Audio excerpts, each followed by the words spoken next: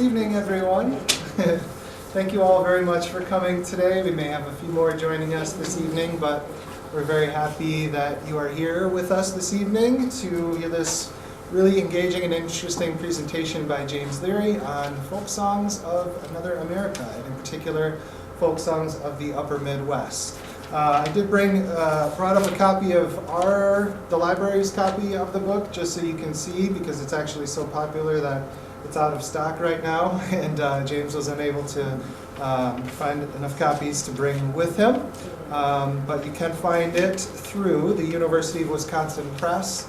And if you're interested in purchasing a copy, I'm guessing Yankees probably has some, maybe Barnes & Noble, and some others. But very happy to have James here this evening. A little bit about him. He was born and raised in Rice Lake, and since the early 70s has focused his research on the folklore of the Upper Midwest's diverse peoples, with a particular emphasis on musical and narrative performances, on pluralism and creolization, and on public folklore. He has a BA in literature from the University of Notre Dame, an MA in folklore from the University of North Carolina, and a PhD in folklore and American studies from Indiana University. He is currently the professor of folklore and Scandinavian studies and director of the folklore program at the University of Wisconsin in Madison, and has done extensive research and production for numerous festivals, museum exhibits, radio programs, documentary sound recordings, and films regarding the folk artistry of Upper Midwesterners. He's got many publications under his belt, including Minnesota Polka, Yodeling in Dairyland, A History of Swiss Music in Wisconsin, Down Home Dairyland with Richard March, So Oli Says to Lena, Folk Humor of the Upper Midwest, Polkabilly, How the Goose Island Ramblers Redefined American Folk Music, and Wisconsin Folklore. And you can add to his extensive resume a Grammy nomination as well. Folklore, or Folksongs of Another America, was nominated this year for Best Album Notes.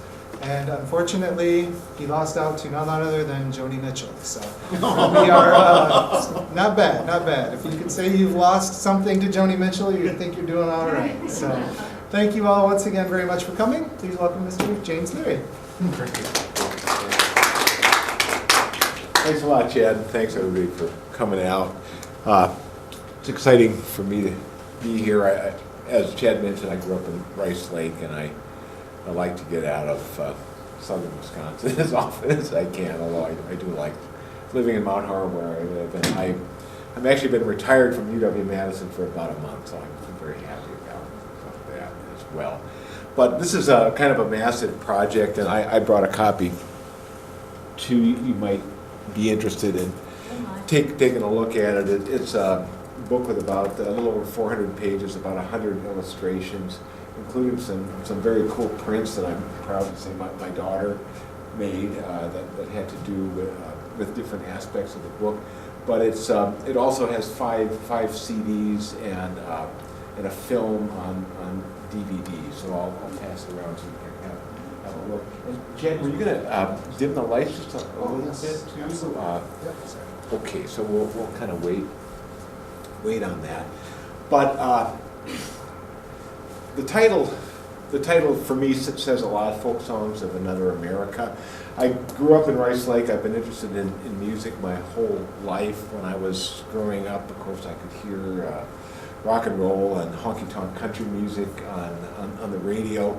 But there was also still live music in the 50s and early 60s over WJMC, which was the nearest Rice Lake radio station. I could hear the Eric Berg Band that played Scandinavian old-time music, Swedish and Norwegian, polkas, waltzes, and schottisches. A little bit north of Rice Lake was the community of Hagen, where lots of Bohemian people or Czechs lived, and there was a place called Sokup's Tavern. Vic Sokup was a drummer and had a band, and would sometimes play live over WJMC. Back in the day, Whoopi John used to come through there as well. A little bit east of my home in Rice Lake were the communities of Weyerhaeuser and Bruce and the Blue Hills, a lot of Polish people there, and there was a Polish barn dance show that would sometimes play over the radio, mixing Polish music with country or old-time hillbilly music.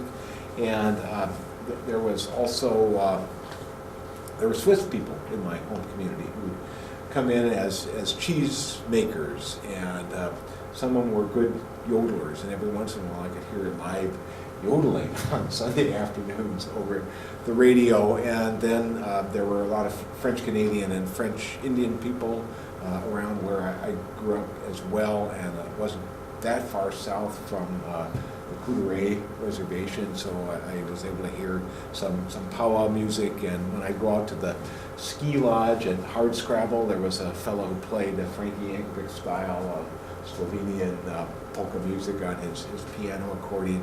So I grew up with all that kind of music, and of course in the late 50s and early 60s with the Kingston Trio and the Peter, Paul and Mary, and then later Bob Dylan and other people.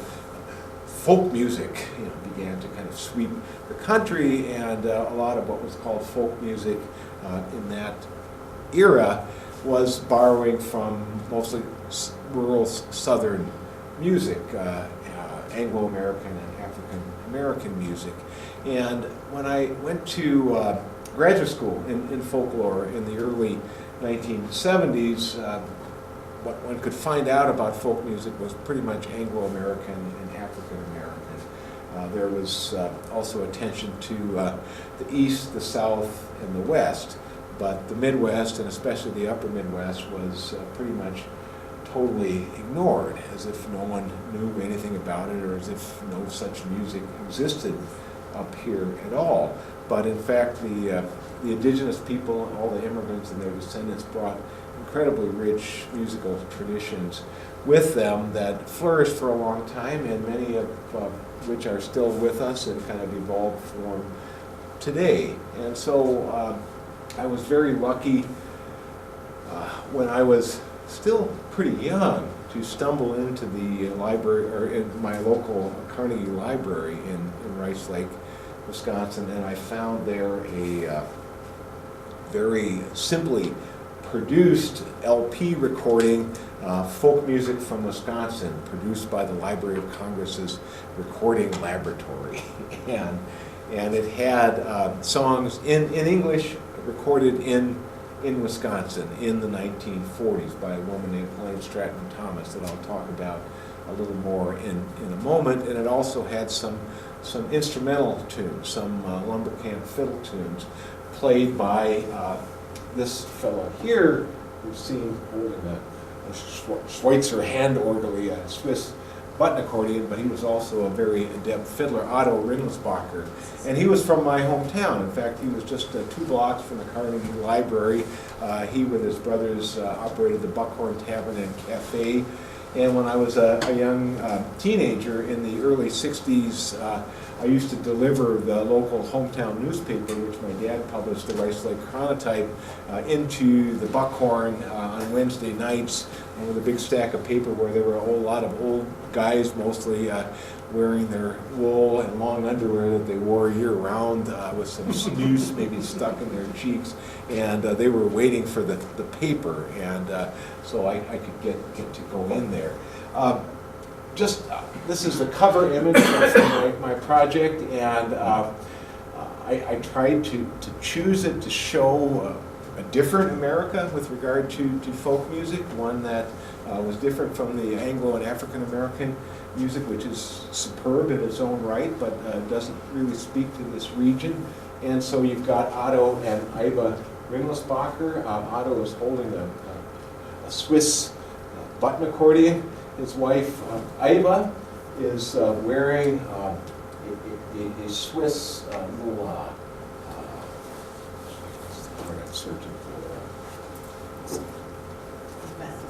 vest kind of a thing with Edelweiss embroidered. But the strange instrument that she's playing is a one-string instrument mounted on a pitchfork with a sound box that they called the Viking cello. It was fashioned after the Norwegian and Swedish psalmodican that was used in the early 20th century or early 19th century to kind of unify singers for hymn singing in Lutheran churches, but at that time there were lots of Jewish merchants in Rice Lake who were friends and neighbors of the Ringlisbachers. This was during the time of course, the rise of Nazi persecution of the Jews, and she has a Star of David on here. Next to her is a fellow who I got to meet when he was in his 90s. He was living in Chautauqua at the time. This was about 1986, a guy named Ray Calkins, who mostly worked in lumber camps around Ladysmith. And he's playing a homemade instrument that he called the Paul Bunyan harp. J.H. Wallace was the mayor of Rice Lake at the time. This is a guy, Earl Schwarztrauber from Ladysmith, and this is a guy named Francis Yucatel, a Bohemian or Czech name, but they called him Frenchy, and he actually did fake French-Canadian dialect songs. So this is one of the band, and they played at the National Folk Festival in Chicago, and then again in Washington, D.C. in 1937 and 1938. This fellow here is Emile Boulanger, who was a Walloon French or Belgian fiddle player from that area a little bit north of Green Bay in the Belgian country. Although he was born in this country, he really didn't speak very much English. He spoke Walloon French. French-speaking people had come there in the 1850s, and well into the 1930s they grew up speaking Walloon as their first language. And some of you may know of this famous person, Bessie Ma Gordon, who ran a mom-and-pop tavern in Schofield, and we'll hear a little bit of music from her in a bit. As Chad said, this was received a nomination for the best album notes for a Grammy. So just 10 days, I got to go out to La La Land, to Los Angeles, and since I won't have any other opportunity, I thought I would wear my Grammy bling during this speech, but it was kind of fun. I should have worn the jeans. I had my daughter embroider a lumberjack's peavey on the back of my black jeans, so I had designer jeans, and the hat that I decided to wear. I actually was also wearing my, it was a black tie thing, but I wore my Red Wing boots, and they were polished with Norwegian boot oil, and the hat is from Northeast Minneapolis. It says "World's Most Dangerous Polka Band," which was a cool band there. So I got to wear that at the Grammys. But what I was trying to do with the title of this was to say, hey, this region is here. There's very interesting music here. It deserves some kind of recognition. And we're very fortunate that the recordings featured in this project, which were made as field recordings for the Library of Congress between 1937 and 1946, made in this region. We're very fortunate that the recordings were made at all. It was a happy byproduct of the otherwise unhappy Depression of the 1930s. During the Franklin Roosevelt administration, there were a number of federal programs designed to get people back to work and also to raise the spirits of people who were going through hard times. One of them was the Resettlement Administration that later became the Farm Security Administration, and it had under the Special Skills Division, there was a music division that was headed by Charles Seeger, who was one of the founders of the field of ethnomusicology, the father of probably his best-known child is Pete Seeger, who just died in the last couple of years. And Charles Seeger felt that that folk music was important. People's own music was important to them to keep their spirits up. And so he had this special division of the Resettlement Administration that was tasked with going among people who were in migrant camps, or people who were in CCC camps, or people who were working for the WPA, and finding out what their songs and tunes were, and encouraging them to play them, and also perhaps even to make up songs having to do with their present experience. One of the people who went to work for him was a woman named Sydney Robertson, who grew up in the Bay Area of California. She was from a very privileged background, attracted to music. She studied piano in Paris at the Sorbonne, and at the beginning of the Depression, she was very dissatisfied with her privileged life, and she decided that she wanted to do something different. Charles Seeger at the time, in the 30s, was working for the New School for Social Research, and also with settlement schools in New York City, that was assisting people who were new immigrants and urban migrants from rural areas to urban centers. And she was in charge of music in New York City in some very tough neighborhoods. And when Seeger went to Washington, D.C. to join the Roosevelt administration, she went to work for him and ended up being based in Wisconsin. And she traveled around to various places. She spent a lot of time around Rhinelander and Crandon, for example. And she was interested in the songs of lumberjacks, but she began to find out that there were other people, other kinds of songs here in this region. So she did work with French Canadians. She did work with, more in Minnesota, with Finns, with Serbs.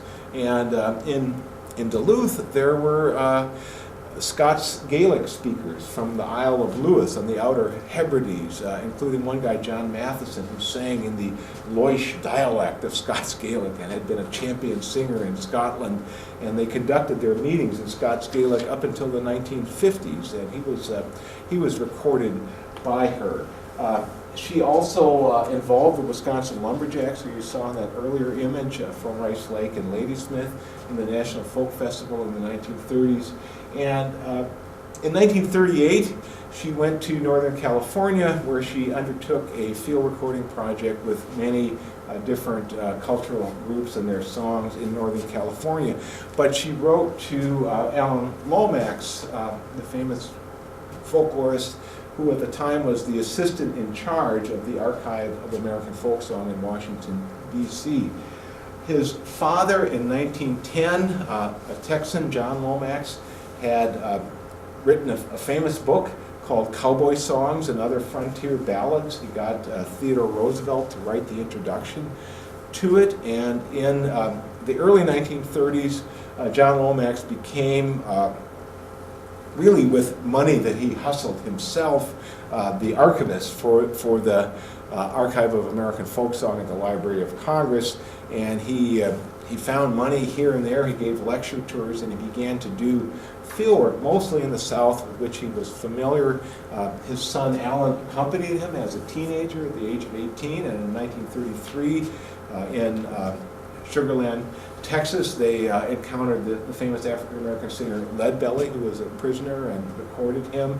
Later, Alan Lomax would record McKinley Morganfield, who was a tractor driver on Stovall's plantation in the Mississippi Delta.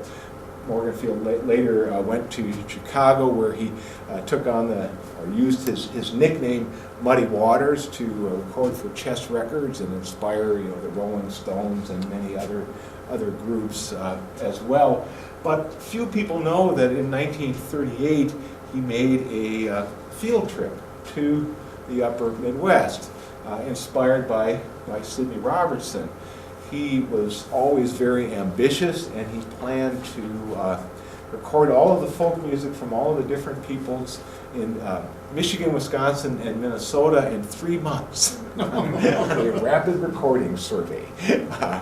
And he did a pretty good job in Michigan, but his mistake was that he got hung up in the UP with a bunch of Finns and French Canadians, and he never got out except for 2 days on the Bad River Reservation, where he recorded an Ojibwa fiddler named Joe Cloud.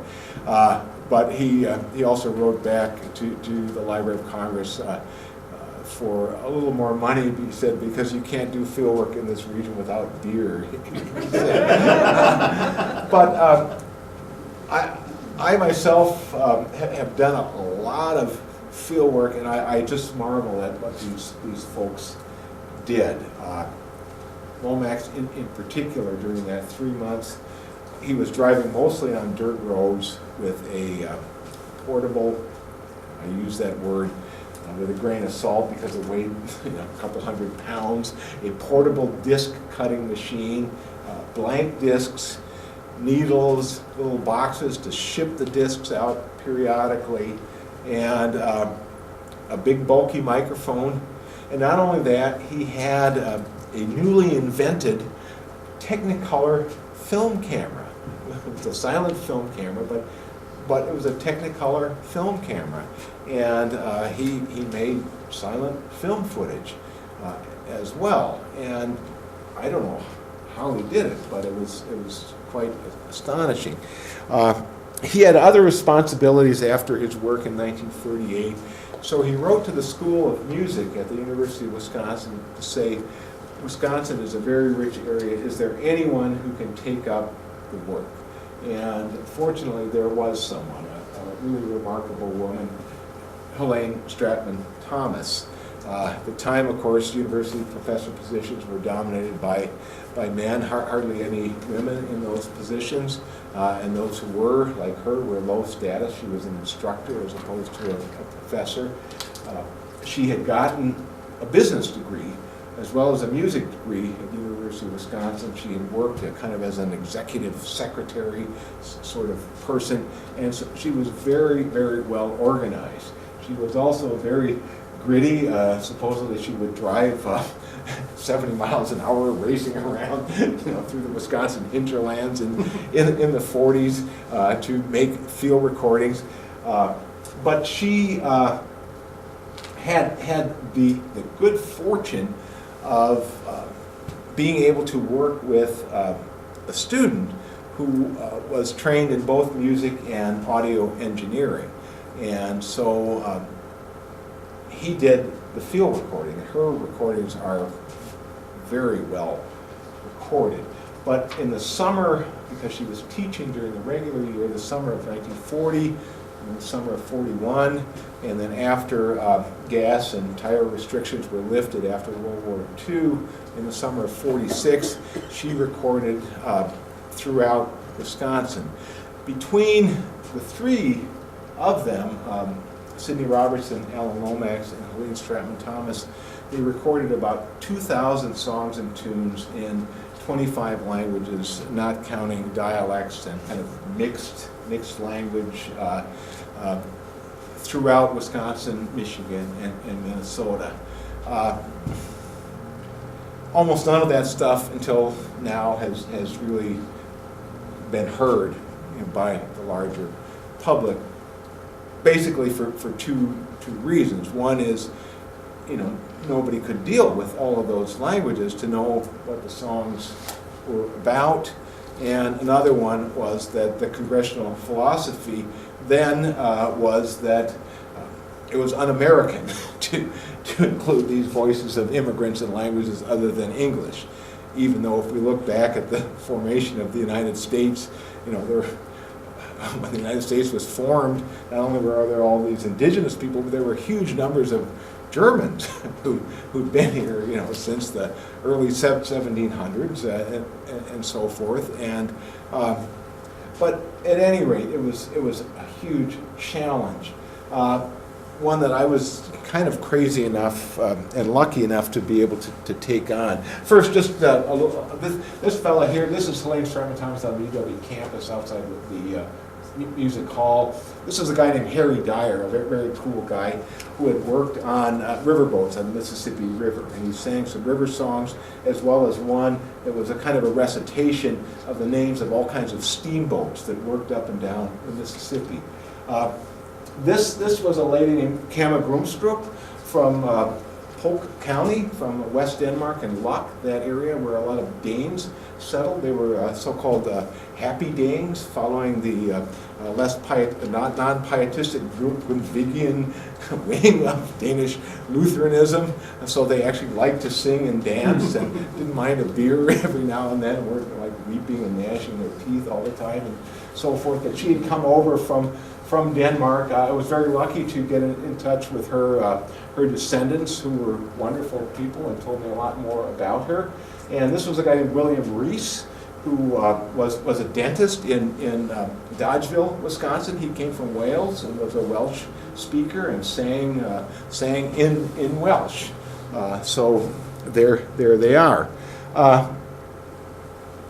As I said, I got charmed by this, or first kind of got a glimpse of it all, or an inkling of it, growing up in Rice Lake. Otto Rimlisbacher, who we see here with his brothers, was the proprietor of the Friendly Buckhorn, which was a classic kind of up north museum bar. It had all kinds of curios in there. It had Al Capone's bulletproof windshield, and it had it had a lot of taxidermy.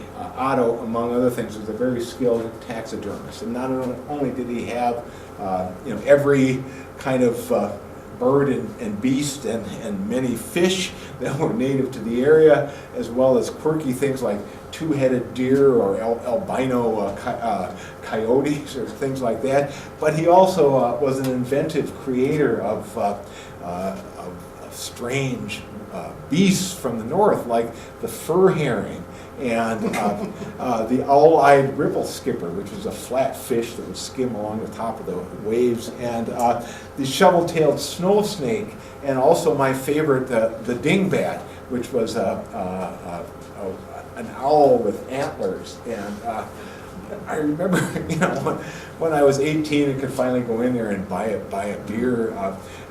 In the summer there would always be old guys in there wearing their wool and long underwear with their snooze, and they'd be sort of lying in wait for tourists from Chicago or the Twin Cities to come in and say, "Oh, is that fish real?" The fur herring. And then these guys would launch into this wonderful story. But one of the things that really attracted me was what Otto referred to as the world's largest collection of odd lumber camp musical instruments. And there they were on the wall, along with various photographs of musicians from over the years.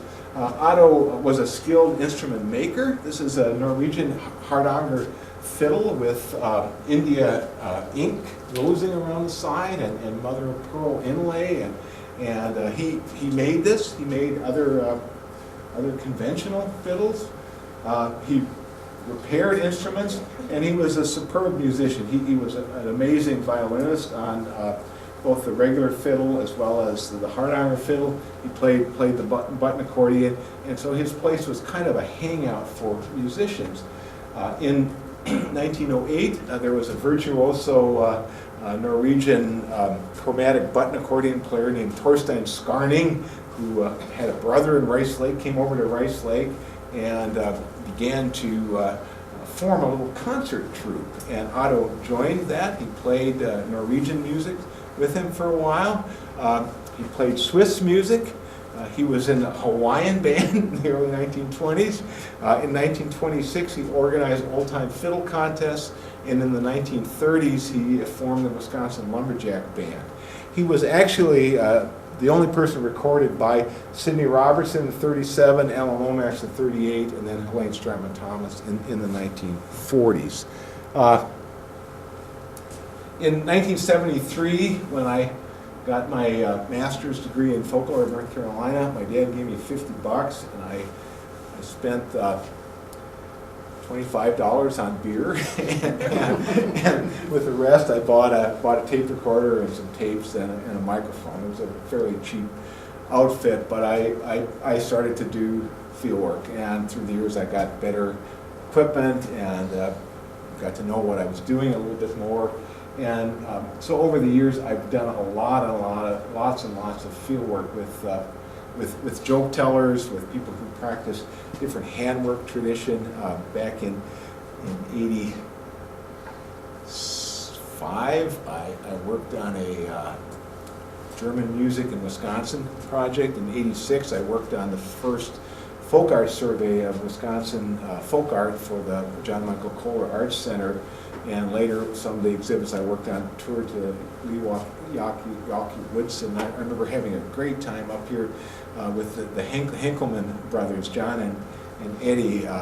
John had worked in the woods as a teamster and done these wonderful miniatures of a logger with his team that I think the Leary-Woodson Center had. But most of all, I was recording old-time musicians, including these folks are all Finns from northern Wisconsin and the UP, for example. And in the 80s through the 90s, I produced almost 200 half-hour documentaries for Wisconsin Public Radio in the Down Home Dairyland series called Traditional and Ethnic Music of the Upper Midwest. And about 15 years ago at the University of Wisconsin, I was able to join with other folklorists and linguists, and we founded what's called the Center for the Study of Upper Midwestern Cultures, where we do research, develop public programs, and develop collections having to do with the languages and folklore of all the diverse people in the Upper Midwest. So I'm really happy, even though I'm retired, to continue to work on those projects. But with regard to this particular one, I want to give you a little bit of sense of some music kind of from around here.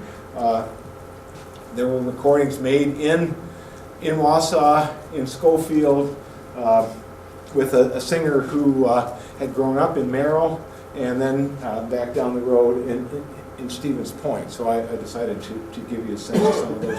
What I tried to do with this particular project, and these are from my Folksongs of Another America, was the first thing we had to do actually was I had to identify really good performances from these original field recordings that were made. But they were all made on deteriorating discs, back 75, 80 years ago.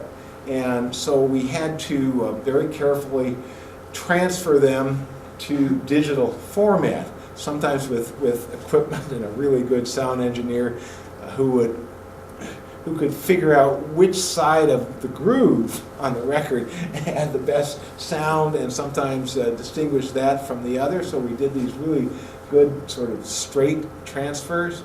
And then, since the stuff was recorded at different levels and so forth, we had to equalize them so they all were at the same sound level. You didn't jump from one to the other when you went from one track to the other. Then we had to take out as much of the noise that we could without cutting into the actual sound.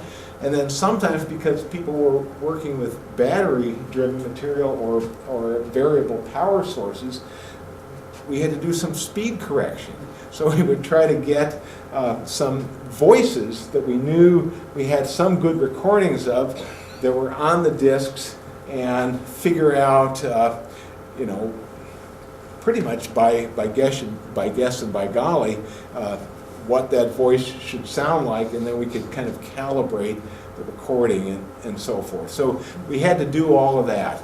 The film that goes into this too, we had to transfer the original color film and restore it to a digital format and clean that up, and then we had to match sound recordings with what we thought was on the film because they weren't simultaneously recorded. The field workers who did this work only had the most sketchy background about the singers, sometimes only the name and maybe a date of birth and a place. And then they knew almost nothing, the folklorists, about the particular songs and their background. So I spent a lot of time trying to work that out. I also was able to get people who knew all 25 languages fluently as well as English, so I could get translations into English, but also transcriptions of the original language. And a lot of that you can't do, I couldn't have done years ago because nowadays with digital stuff, with the internet, with genealogical search engines, newspaper search engines, all sorts of things, you can find out quite a bit of stuff. So I want to give a little, and this is a lot blurrier than what's in the book. I just kind of did a screenshot from the book to project it here. But one of the singers who was recorded in Wausau was a woman named Martha Steinbach, who was born here in Wausau in 1891. Her husband and both of her parents had come from Germany to the Wausau area where they were farming, and his mother only sang one song for Helene Stratton Thomas. She said she learned it when she was nine years old, so she was 51 in I think this was recorded in 46. So this would have been an early, around the turn of the century song, learned from her mother, and her mother said, she learned it from her mother, and she said it's a song that's 500 years old. Actually, I was able to find from the Deutsches Volkslied Archive, the German folk song archive, that it actually goes back to 1781, but still it was a pretty old song. And it was written by a guy whose loved ones had died. He lost 2 young daughters to scarlet fever. He had a lot of sympathy for orphans, and so it's a song about the despair of a young girl who's lost her parents and her brother, and a kindly person takes her in as a daughter. I'm going to play the sound file, and we can listen and follow the words. An einem Kloster Außenschaft ein armes Mädchen saß, aus ihrer blauen Äuglein floss manch Tränchen in das Gras. Sie wand von Blumen einen Strauß und warf ihn in den Strom. Ach, guter Vater, rief sie aus, ach, lieber Bruder, komm. Ein reicher Herr gegangen kam und sah das Mädchen Schmerz, sah ihre Tränen, ihren Gram, und es brach ihm sein Herz. Was fehlet, liebes Mädchen, dir? Was weinest du so früh? Sag deine Tränen nur, sag mir, kann ich so ewig sie? O seh, dort jene Rasenbank ist meine Mutters Grab. Und ach, vor wenigen Tagen sank mein Vater hierin ab. Der wilde Strom riss ihm dahin, mein Bruder sah und sprang. Ihm nach der fast der Strom auch ihn, und ach, auch er drang.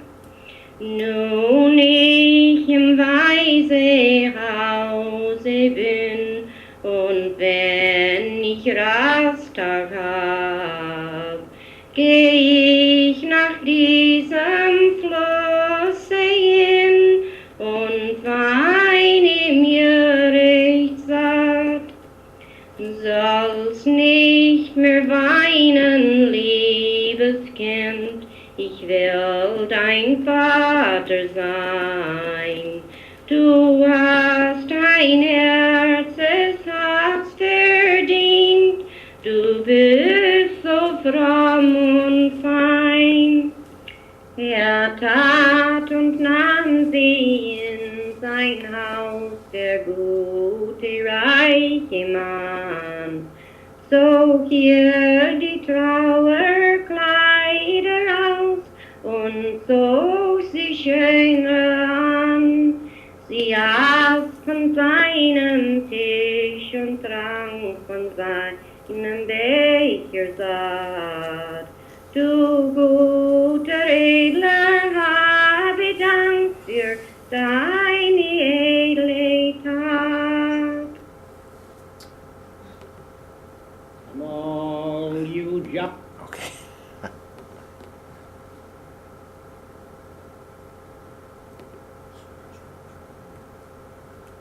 Okay, we're going to hear another long but dramatic song. And this one comes from a wonderful singer named Emery Denoyer, who, as a 10-year-old in Merrill, was involved in an accident with a shotgun that blew up on him, and it blinded him and took one of his arms. He was in his very early teens. The family moved to Rhinelander, and Denoyer had a good ear, a talent with music, a wonderful voice, and attraction to songs. And Rhinelander at the time, as well as down toward Merrill, lots of lumber camps in the late 19th and early 20th century.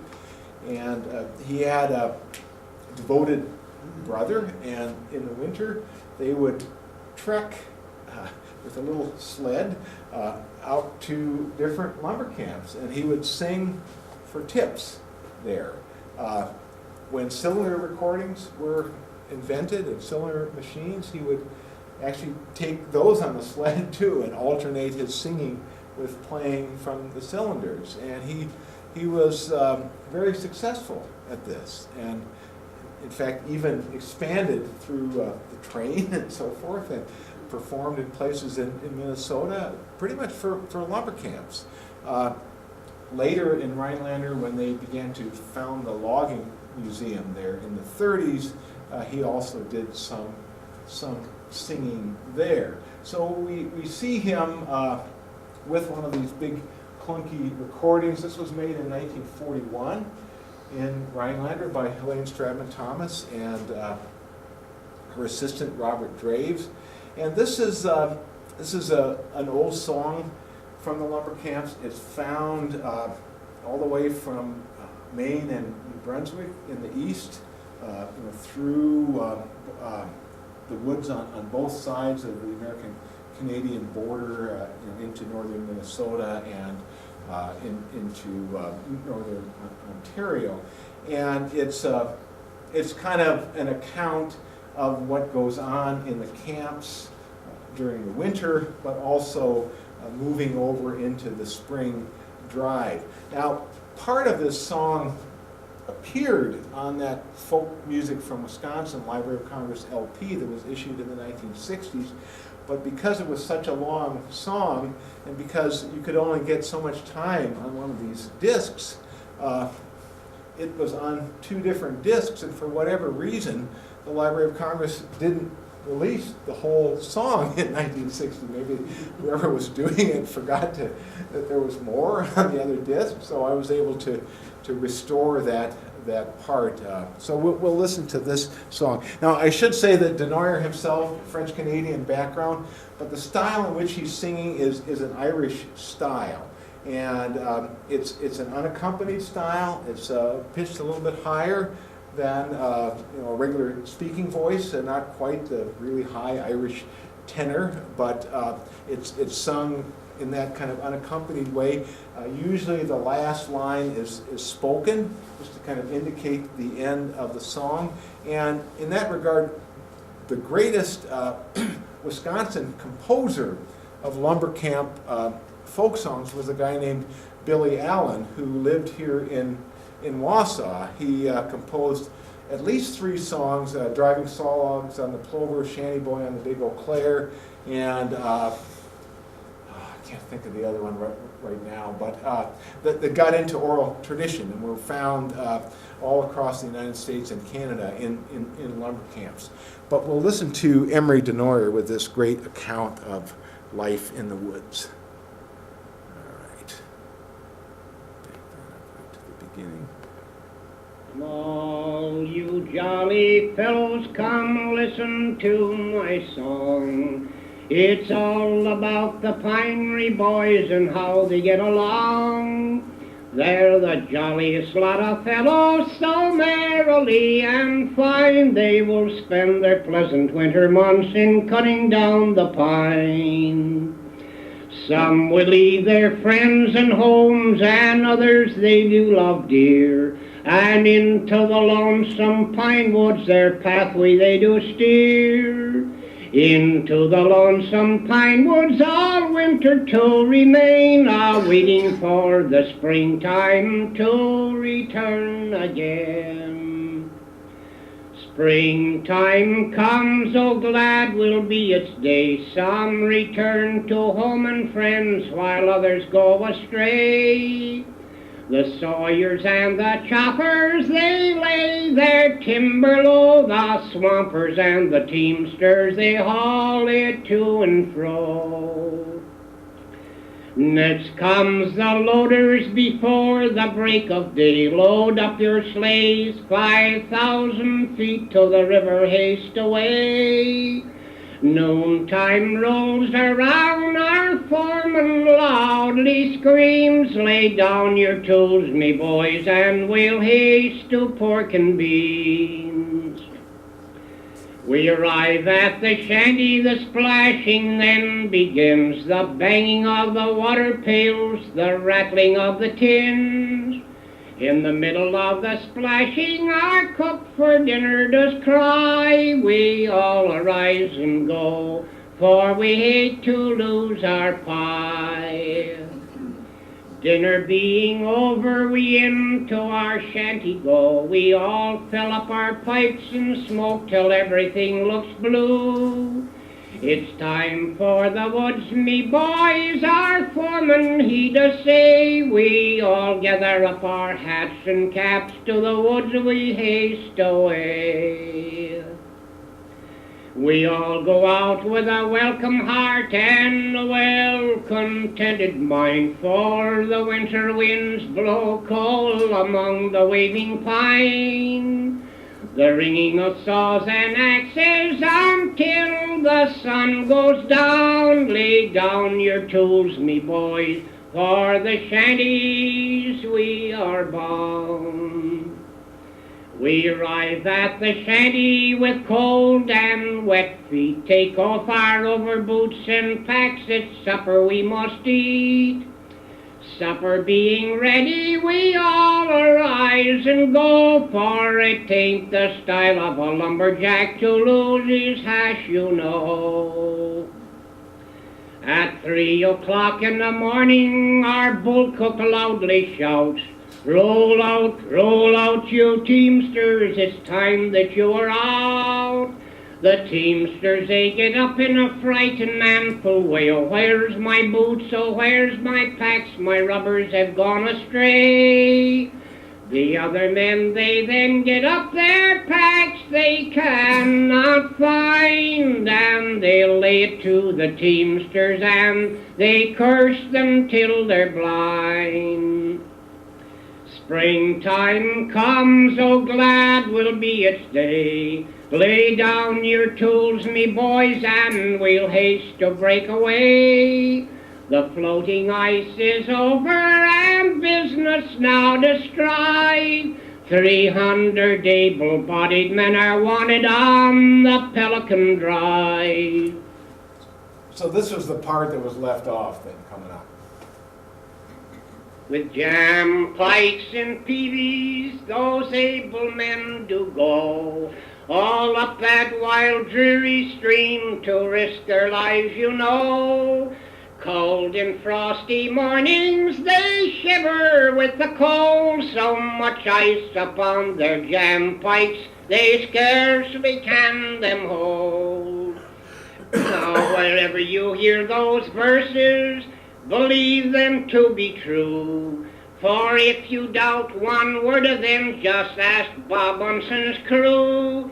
It was in Bob Unson's shanties where they were sung with glee, and the ending of my song is signed C, D, F, and G. Melvin Sidon. Okay. So that was Emery Denoyer with this long account of working through the woods and then on the river drives with mentions of miserable, cold conditions and also frequent mention of getting your pie and your hash and so forth. There were, and if people want to hear some later, I could play some of the bawdy lumber camp songs. There was one that Ellen Lomax recorded that starts, our cook, she's the daughter of honest John Clark. One taste of her biscuits would make an ox fart. And it kind of goes on and on. It was quite a challenge for Helene Stratman Thomas to record these, but fortunately she was working with Bob Draves as her younger engineer, so she would go out and wait in the car, and these lumberjacks would sing some pretty filthy songs, which are all in the book. But there's one account of them coming back from a field recording trip, and some of the professors, the male professors who were the big bosses, wanted to hear what they brought, and randomly she put on this disc, that began with A is for asshole, and an alphabet song, and she turned bright red apparently, and ran out. But she was very gritty, and she got the stuff, so that was pretty cool. Now, south of here in Stevens Point, as a lot of you know, lots of Polish people settled there. A lot of them Kashubs from up near the Baltic Sea, and but there were people from other areas as well. Adam Bartosz was actually from southern Poland, from the Austrian partition of Poland. And his wife was from the German partition. They met in Baltimore. He came from a very poor family. His father was a shoemaker. There was no school in their little village, but his father could read, and he was able to get some books, and they kind of had a little bit of school in the shoe shop. And Adam Bartosz came over as an immigrant to Baltimore. He worked very hard at a number of jobs, but he had a talent for writing. He began to write for a Polish paper in Baltimore. He got a law degree, going to night school, and in the early 20th century he was recruited by screw up the pronunciation, Vražda Dalarna, or the Northern Star, and as well as Rolniki, the farmer, these two Polish newspapers that were published in Stevens Point for many years. He was recruited, and with help from his wife, he edited those papers for many years. And I know I started to do field work in Stevens Point with joke tellers in 1978, and at the time there were Polish wycinanki, or paper cuts, that were painted on several of the buildings around the square, except for one owned by a Norwegian named Ostrom, who didn't want Polish paper cuts on his building, by God. But they recorded a number of songs, very, very charming songs for Helene Stratman Thomas. This one is sung by Bernice Bartosz, and I was very lucky to get this photograph from their son, Jerry Bartosz, who's still living in Stevens Point, and I was very excited that these old recordings of his parents were brought to life. It's a song that involves a daughter asking her mother, for help, and she wants to get married to handsome Johnny, of course. The recurrent chorus, Oj Dana, has been used in a lot of Polish polka songs. I know Elvis Stashinsky out of Pulaski, for example, used to use that kind of interjection, and I even remember the Polka Town Sound doing a kind of push-style Polish polka version of the Beatles' I've Just Seen a Face, and they kind of worked a kind of a thing into their chorus of it. But we'll listen to this short and charming song from Bernice Bartosz, Matuś moja, which means my mother. Matuś moja, Matuś, wydaj mnie, za Jasia spodobały mi się kółeczka upasa, oj dana, oj dana, oj dana, oj dana, oj dana, oj dana, oj dana, oj dana, oj dana. Kółeczka upasa i włosy kręcone. Matuś moja, Matuś, wydaj mnie za żonę. Oj dana, oj dana, oj dana, oj dana, oj dana, oj dana, oj dana, oj dana, oj dana. Córuś moja, córuś, już nie gadam wiele, weź sobie chłopaka, za tydzień wesele. Oj dana, oj dana, oj dana, oj dana, oj dana, oj dana, oj dana, oj dana, oj dana.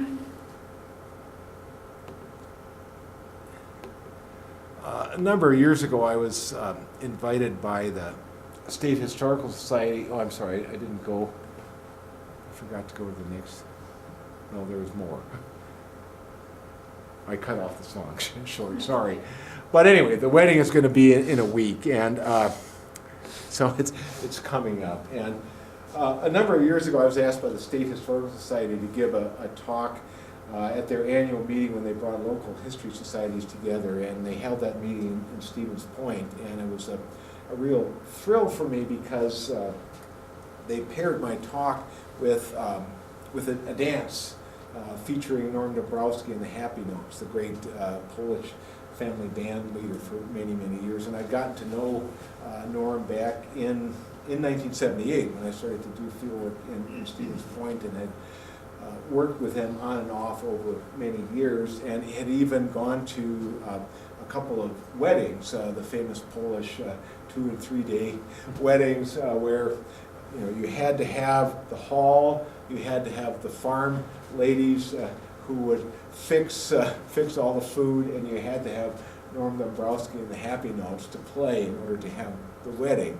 And it was very moving for me because I've researched this whole thing, and I know, for example, that in the early 20th century, sort of the dark side of the progressive movement was very concerned about all of these low foreigners who were coming into Wisconsin, and they were especially freaked out. There was a guy named Edward Ross, who was a prominent professor of sociology at the University of Wisconsin. He'd been at Stanford before he came to Wisconsin, and he feared that Polish people were like lowering the gene pool in Wisconsin, and not only that they were destroying the public school system, and it was a kind of a domino theory to the destruction of civilization as we know it in Wisconsin, because they had parochial schools. I mean, there's a certain irony nowadays that the current administration is defunding public education to put it into private schools,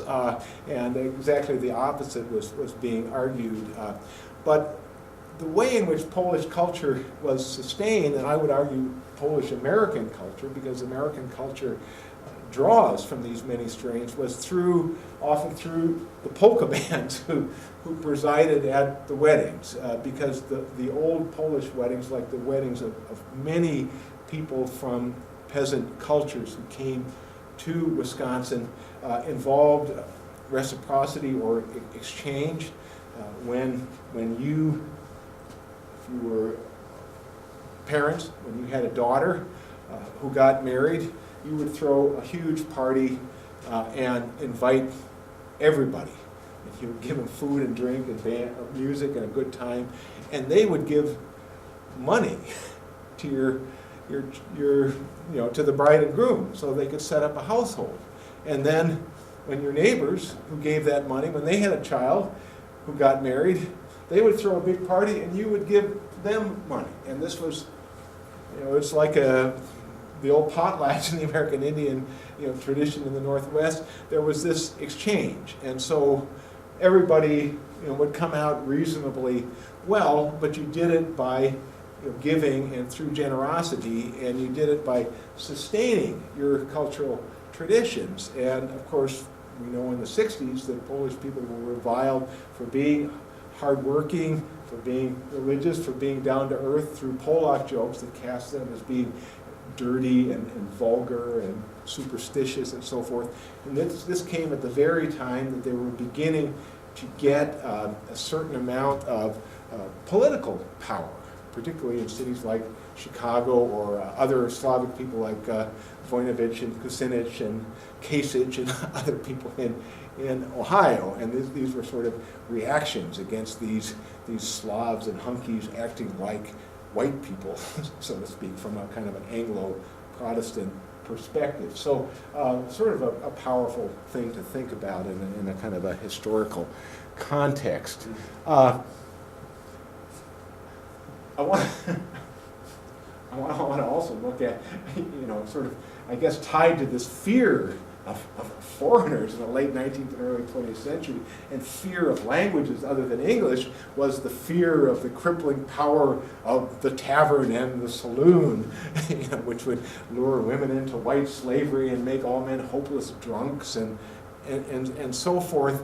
As soon as Wisconsin was the last state to comply with prohibition and the first state to roll out the barrel. And one thing that happened in the 1930s was a profusion of mom and pop taverns that were fundamentally family-owned, family-run places that were social centers for the neighborhood. And they were also ways for oftentimes people who were scraping by with large families to add a little extra income. This was the case with Bessie Ma Gordon, and if anyone knows more about her than the scraps I've been able to come up with, I couldn't find her in any kind of like census or genealogical records. It was very difficult. I know she was born in 1901. I know, she was in the rural area around Schofield. I know she had a disabled husband and had a large family and a big garden, and she was a county clerk. But she ran this little tiny tavern, and she sang a lot of songs to entertain people. One was a song called Gambler's Blues that is based on an old Napoleonic War British ballad, but it's been adapted in many kinds of ways. St. Louis Blues, the cowboy song Streets of Laredo, they're all kind of related to this particular song.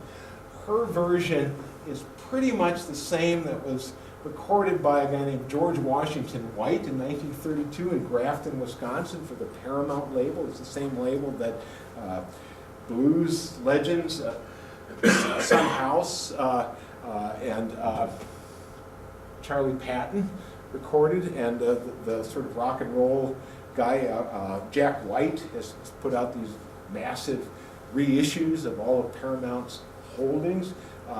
But this song appeared on Paramount, but she added something to it. She added yodeling, a yodeling chorus that was inspired by the so-called father of country music from Meridian, Mississippi, Jimmy Rogers, the singing brakeman. So she does this nice kind of yodeling. And we see her here. I love this photo. You can see Wausau down here a little bit on this beer case under the bar. She had to slightly saw off the bottom legs of the pump organ so it would fit under the bar.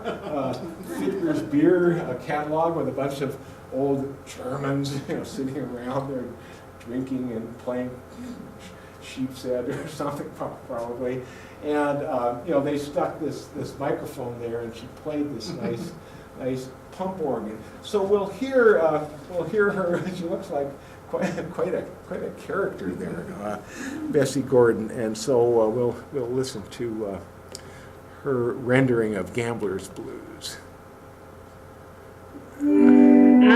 was down in old Joe's barroom at the corner of the square, and the drinks were served as usual, and a goodly crowd was there. At my right stood Joe McKinney, his eyes bloodshot and red, and he looked at the crowd all around him, and these were the words he said. As I passed by the old infirmary, I saw my baby there, all stretched out on a table, so cold and still and fair. Yodelay-o, yodelay-o, yodelay. 16 coal black horses, all hitched to a rubber-tired hack, took 7 pretty girls to the graveyard, only 6 of them coming back. Yodelay-o, yodelay-o, yodelay.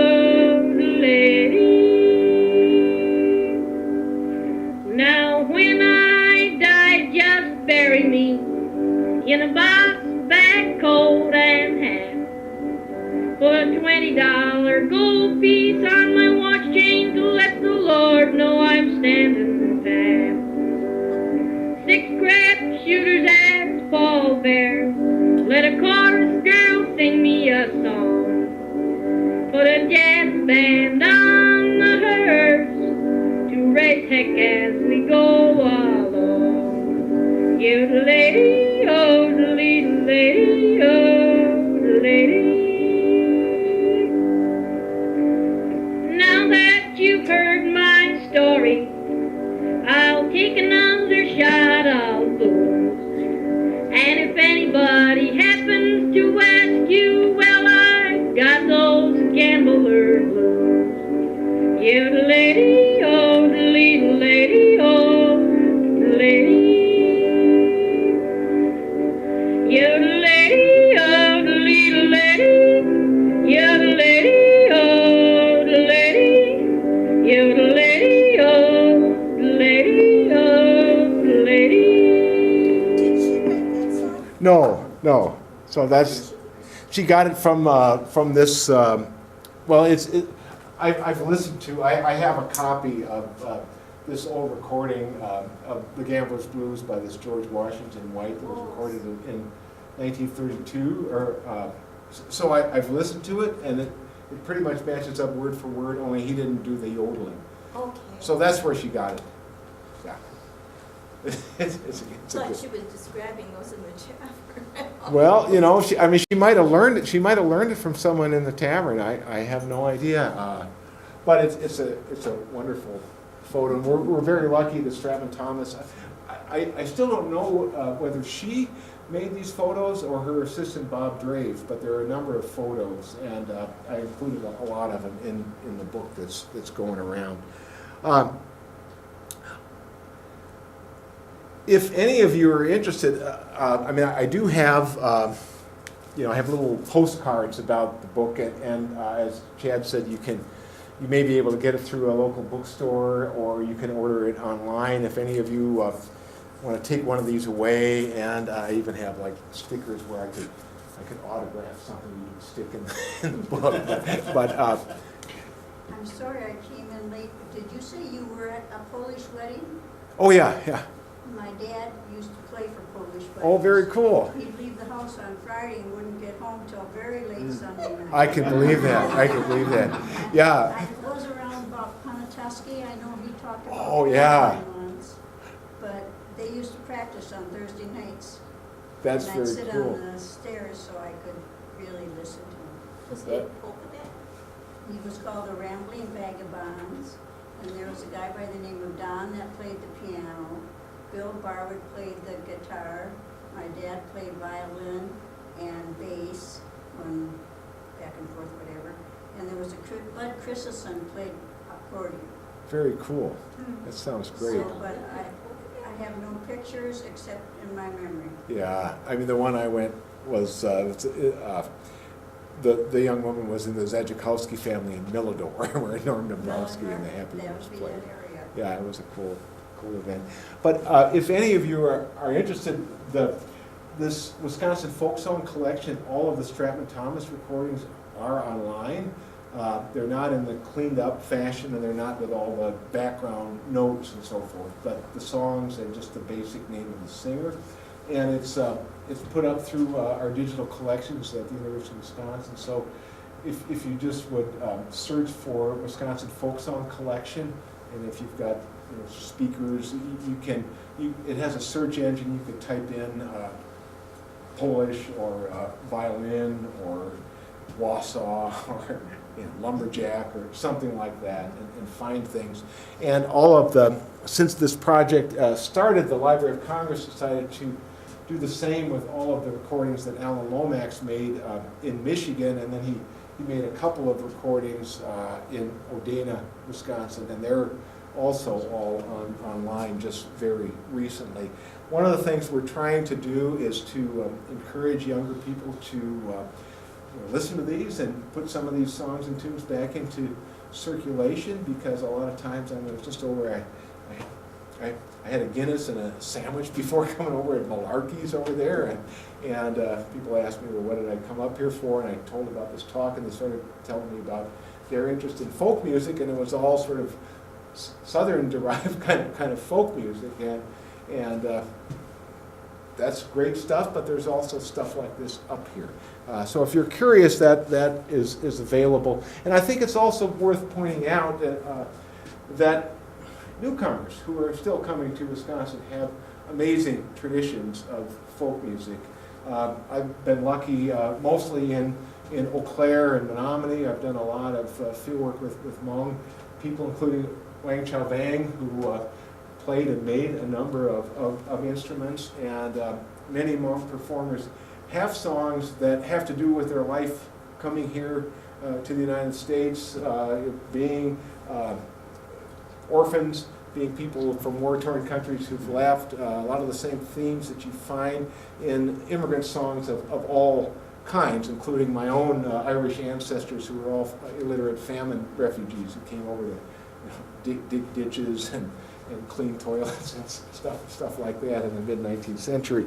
And the same thing goes, of course, I've been lucky to do field work with different Hispanic people from different parts of Mexico, from Central America, from Puerto Rico as well. And this is a fellow who, living in Milwaukee, was scrounging old mahogany dressers and so forth to make quattros, to make these guitars out of kind of found scrap material in the Milwaukee area. A very cool project. So I leave you with that, and thank you very much for your attention. What was the category for your Grammy? It was Best Album Notes. It was called. Yeah, I didn't get the Grammy. I got a nomination though, so that's why I'm wearing my bling, because nobody will see it otherwise. Yes. Yeah. When you got your degree in folklore, Yeah. what did you hope to do with it? Well, I hope to do what I ended up doing, which is I've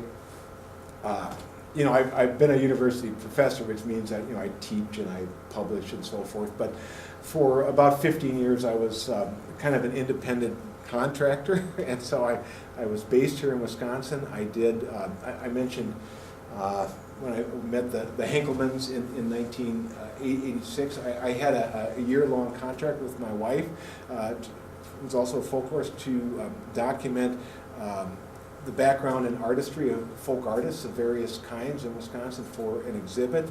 The year before, through some grants from private foundations and state funding, we did a German music in Wisconsin project where we created an archival collection, produced a double LP, gave a bunch of talks.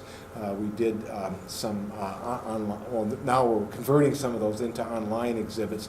So what I wanted to do as a folklorist was to devote my life to this region, because so little had been done here, and I felt that there were so many important traditions going on here, and I wanted to do it in such a way that return those traditions to the Are public. there many departments still in there? There are not too many, but there are a number. I mean, we have a folklore program at UW-Madison. There's one at Ohio State. There's one at Western Kentucky, University of Oregon, Utah State, George Mason University, Indiana University has the biggest and longest and the best. There are several in Canada, one French-Canadian, one in Laval, and one at Memorial University of St. John's, Newfoundland. And I'm partly also in Scandinavian Studies at University of Wisconsin, where we have a folklore track at the graduate level, and we have strong relationships with folklore programs in Iceland, Finland, Sweden, and Norway, as well as in Estonia. So there's a international dimension. And I have to say that my particular project has been reviewed in France, Switzerland, Germany, Norway, Wales, and England, where people have been very excited about material from their people here, but they've also been struck by the fact that their people who came here were viewed by some as these suspect immigrants, and that now there are immigrants pouring into those countries, and so it's kind of a reminder of what many of us hold in common. So how many languages do you speak? I speak English. I can do a little. I can kind of do a little bit of French and Spanish and German and Polish, and I know little bits. I can kind of read little bits of them better. I know how to swear in Finnish, and how. But I know people who do all these languages. So I have got people who did Oneida and Lithuanian and Scots Gaelic and Walloon French and stuff like that. So yeah, but I'm more limited. I'm afraid. Yes. You mentioned that some of the recordings in the book had never been heard before until this came out, and I'm wondering if this is kind of the sort of the last frontier of historical recordings, or I guess you don't know what you don't know, but do you have any sense on just how much music is left that's not been discovered yet? Yeah, there's a lot. There's a lot. The Grammy category I was in, Best Album Notes, and there's one called Best Historic Reissue, and even though that category was won by a reissue of Bob Dylan and the band, the other people who were my friends who didn't win, were involved in much more obscure recordings. And in the United States, for example, the major commercial record companies, which were in the early 20th century, Columbia, Victor, and Edison, all had what they called race records. They were with African American music. They had hillbilly records with kind of southern old-time country music, but they also had what they called their foreign series, which included people performing in languages other than English, except for the Irish, who were performing in English but were thought of as foreign. But these records were made and marketed by these companies with an idea of selling phonographs to new immigrants and their descendants, so they could hear stuff in their own language, and then that would be also a bridge to buying other music as well. And very few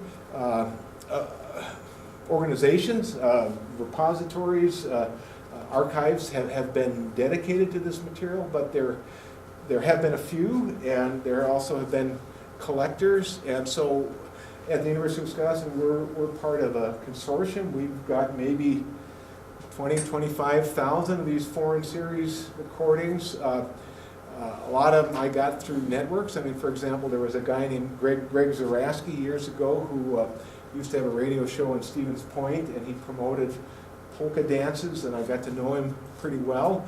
When he died, he left a collection for me of 2,000 Polish American 78s. I remember driving, I had an old used car. It was a hot day in July. I went up to see his widow. I loaded those records, 2,000 78s, which are really heavy, into my car. And I had to drive kind of slow with it overheating. And we took them to our music library. And then I had students to do inventories. And we've been trying to raise money from different sources to catalog and digitize them. And we're trying little by little to make them accessible online, and part of it's been hindered within the university context by copyright, which is much more difficult for sound recordings because of the greediness of giant corporations like Sony that have bought up, every imaginable record, and even though they really won't come after you if you issue that stuff, universities always have to talk to their lawyers, and the lawyers are always thinking about the worst case scenarios, which means what we had to do, Library of Congress is a big enough entity. They have a project called the National Jukebox, and so Sony will talk to them. So they've got permission from Sony then to take recordings in their collection, to digitize them and put them online. So we have now an agreement with the Library of Congress that we can be like a satellite of them. And so the stuff that we have in our collection, we can digitize it, and we can supply the Library of Congress with those files that can also link to our stuff, and we're kind of covered under their agreement. And there's a couple of other universities with big collections, because otherwise these recordings they're like books you can't read. We've got them in libraries, but nobody can hear them because they're one of a kind. We can't circulate them, we can't check them out because they're fragile. But if we can get permission, which we're starting to, and get the money to, which is not easy, to put them into digital format, then we can put them out there, and there's a huge part of our history that can be understood. And there even are really interesting like comedy sketches about a Norwegian immigrant goes to a baseball game, or a Croatian immigrant in Detroit at the boarding house or something, and they're going through these sort of hilarious, kinds of sitcom misadventures that are on disc. So there's some really cool stuff. So there's a lot of it out there, and a lot of it still, that, as you say, it's a frontier. We're trying to liberate this stuff. Yes. What about home recordings? Yeah. Because I have one. It's on a CD now, but it's my great grandfather playing button box. Oh, cool. Doing Danish tunes. Wow. And that's unusual. Yeah. Well, I put some of them out on YouTube just to get it out there. But is that something a university would be interested in? Yes, absolutely. Yeah. In fact. And what do I do? How do I get it to someone? Well, I can write my contact information on here. Yeah, we've been acquiring little by little, not only these so-called foreign series 78s, but also, and not only field recordings that I and other people have made, but also home recordings. And I've got there was a great fiddler from Mondovi, south of Eau Claire, named Leonard Finseth, whose folks were immigrants from Norway. He worked at Uniroyal Tire Factory, and was a dairy farmer, but he was an amazing fiddler. And in the 50s, he bought an open-reel tape recorder, and he recorded lots and lots of people, and he was really good about writing on the box, or sometimes even announcing, Ed Quall will now play Grandpa's Rhinelander or something, and the guy plays it. So we've got a whole bunch of those, and we've started to inventory them, and Yeah, they actually mention before each song what it is, but it's in Danish, so I still don't know. Oh, okay. I know people who speak Danish. So, you can tell me what he's saying. I've been wondering for years. Yeah. We're trying to work with them, and it's tricky. You've got to have the right equipment, and you got to treat the stuff right. And what do we? Even though this has been put onto CD now, somewhere, I think in my dad's possession, is the original reel-to-reel. Okay. What's the best way to store something like that? Oh, it's really hard. Yeah. There's cool, not too dry, stuff like that. There's a lot of technical stuff. Sometimes the backing comes with the magnetic stuff, and you got to bake the thing, and then that stabilizes for a while, and then you got to record it right away, and so there's It depends on the kind of tape it is. Okay, It's beyond me, but there are people who know. we can help with that, okay. Cool. Yes. Is there much of a Norwegian music tradition? Yes. Where would, you mentioned Yeah, yeah, there's a very, very strong Norwegian tradition, kind of from a little bit, southern Dane County, south of Madison, kind of all through that Cooley region of western Wisconsin, and then, of course, over in northeastern Iowa, southern Minnesota, around Decorah and Spring Grove, Minnesota, and then out sort of in the Minnesota hinterlands, really strong hymns, fiddle playing, singing comic dialect songs like Ole the Hobo from Norway and stuff like that. Gosh, I've worked on a lot with that sort of stuff. And we have a pretty substantial collection of that stuff at the university. We're trying to, little by little, there are a few Norwegian songs in my project as well, from McFarland, from a little bit south of Eau Claire, around Blair, and a couple of other places as well. Yeah. You bet you. Okay, that's, Wrap up and- yeah. Thank you very much. Thanks so much.